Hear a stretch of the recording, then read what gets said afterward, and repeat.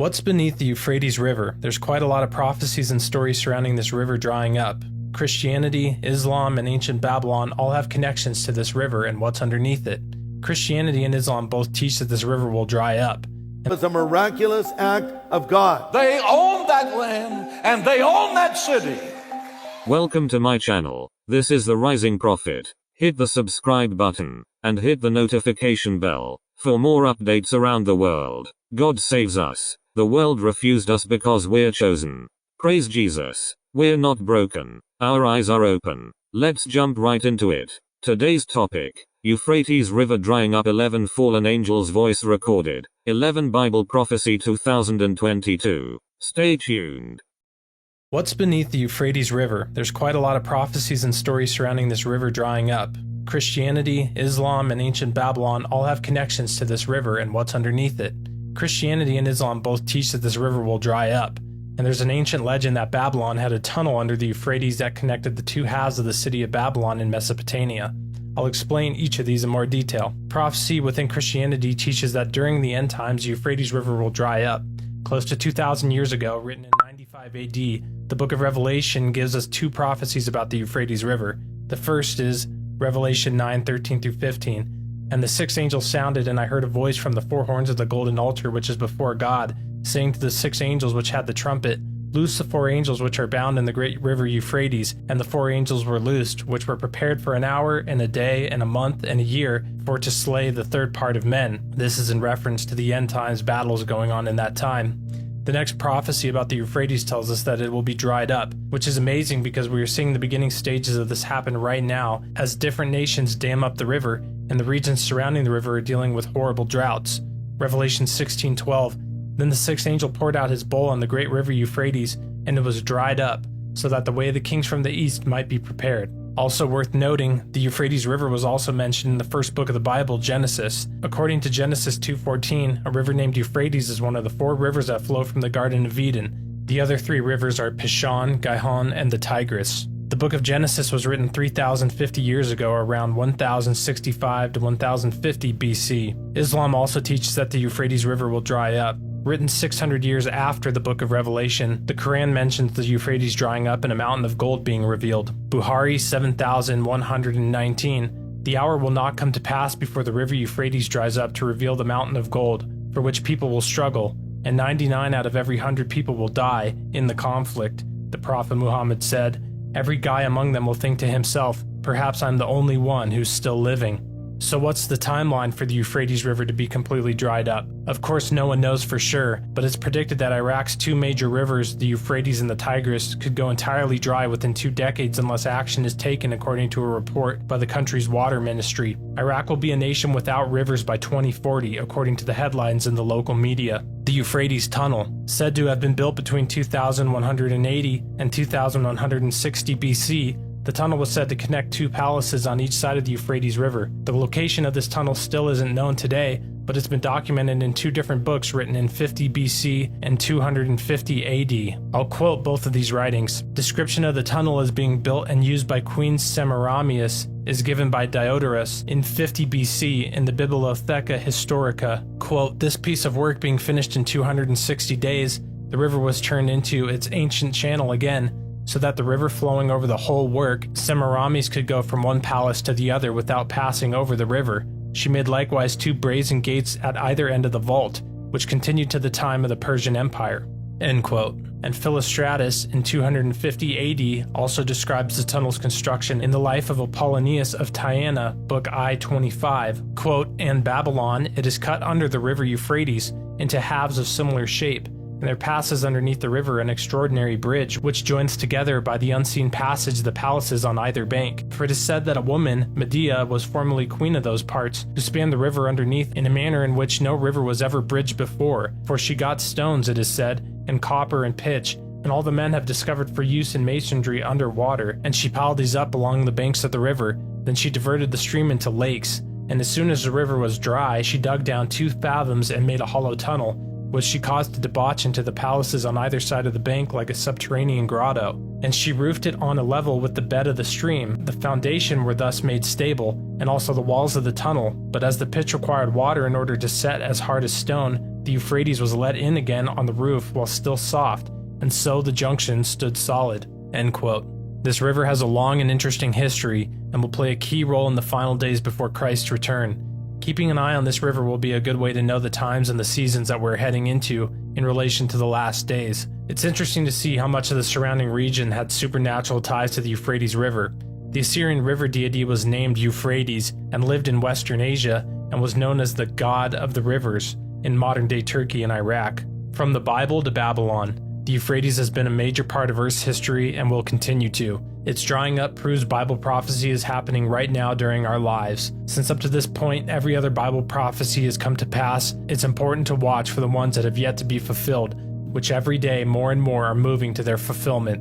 I'll link a video in the description below of 5 Bible prophecies that are happening right now as you watch this video. Since the Garden of Eden, the Euphrates River was flowing, and as its waters dry up, that's our sign of the final days of earth as we know it. Soon Jesus Christ, the Son of God and one with God, will return and rule for the 1,000-year millennial reign. What an amazing day that will be. If you like my channel and would like to support it, you can join and become a member here on YouTube, or you can join over on Patreon. Leaving likes and sharing also helps my channel too. I put a ton of time into making these videos, so thanks for any support. Set the Lord Jesus as a seal over your heart, a seal that keeps your life's full devotion and focus on Him and His purposes. For the love of God is greater than mighty waters and fiery flames, and all the wealth of the world is nothing in comparison to it.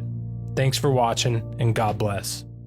Now let's take a look at some Bible prophecy that are actually taking place right now in 2022. Many people believe that it's coming closer to the second coming of Jesus Christ, and some don't believe it's actually happening. But this video will show you some interesting facts about the prophecy. Now if you're still watching, hit the subscribe button and join the family. Like this video, and share with your friends and your loved ones. Peace and blessings guys. Let's jump right into it. More than a quarter of all U.S. voters identified as white evangelical Christians.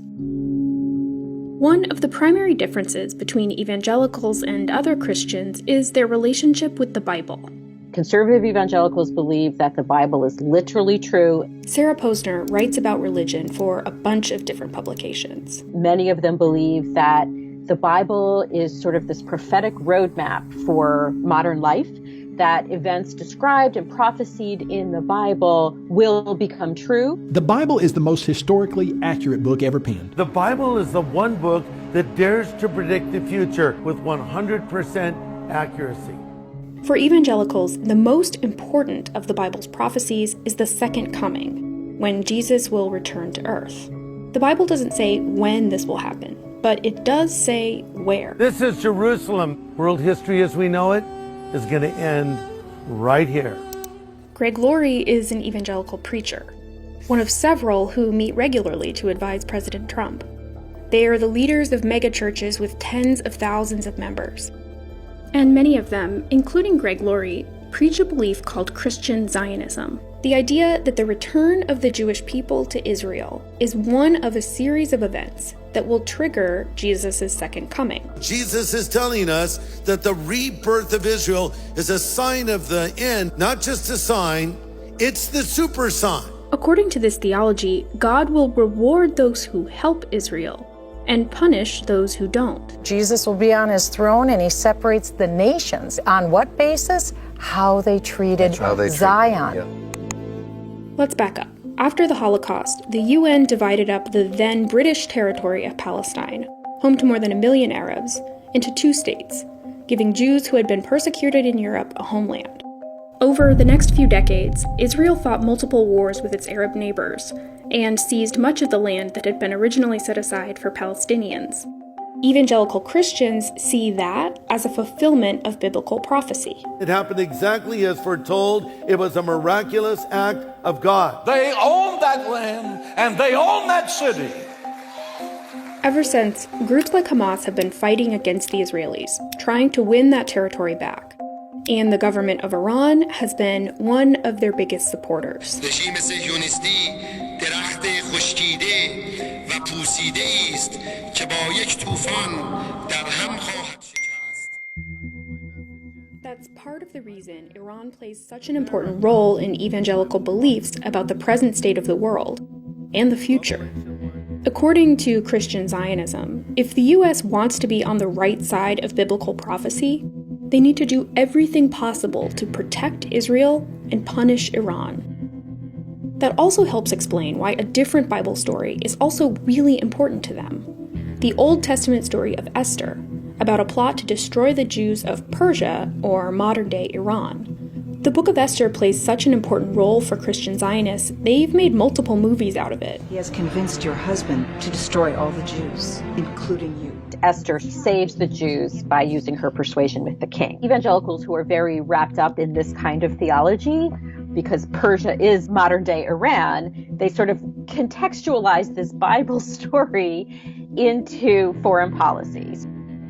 Could it be that President Trump right now has been sort of raised for such a time as this, just like Queen Esther, to help save the Jewish people from an Iranian menace? As a Christian, I certainly believe that's possible. I'm confident that the Lord is at work here. Secretary of State Mike Pompeo and Vice President Mike Pence both identify as evangelical Christians, and both have enormous influence over American foreign policy.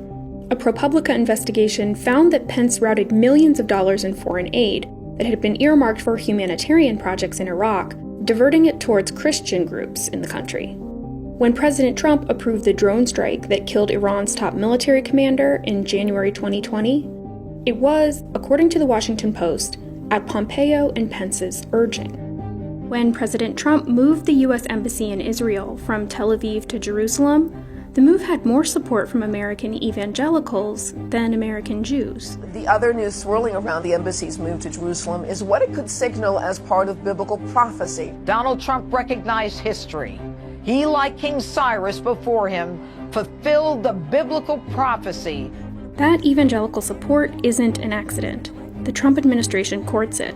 After the administration put out a peace plan that would have given Israel unprecedented control over Palestinian land, the Christian Broadcast Network interviewed Trump's ambassador to Israel. You're talking about opening up the Bible, bringing it back to life in ways that I think your listeners could not have even have imagined. It's an opportunity for biblical tourism that I think will grow and flourish in profound ways. The network's coverage followed his lead. Good news in this proposed peace plan. Israel would have sovereignty over many historical biblical sites. For evangelical Christians in America, the Bible isn't just a foundational text. It's a prophetic roadmap that tells the future and shapes the way they view the present. And for an influential group of them, that motivates their support for a foreign policy that they see as affirming those prophecies, and a president who depends on their votes. We have come to the end of this video, guys. I hope you enjoyed watching. Thanks for tuning in. Now before you go, I want you all to know, I'm working on a project for a while now. It's about why the devil is targeting the chosen ones. Lots of interesting facts that you need to know. Until next time, walk good. Peace and blessings, guys.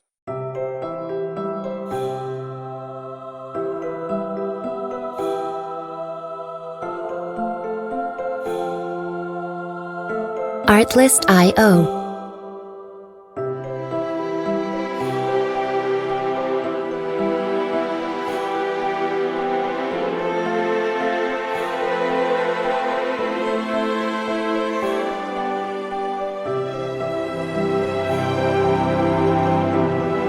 Music licensing reimagined.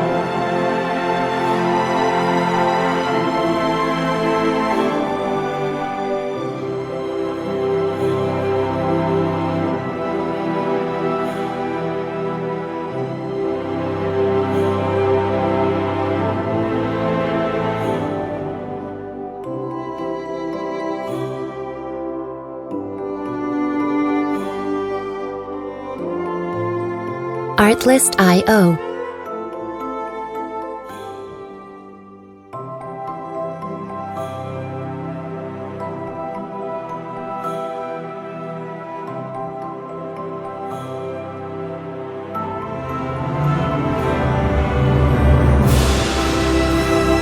Music licensing reimagined.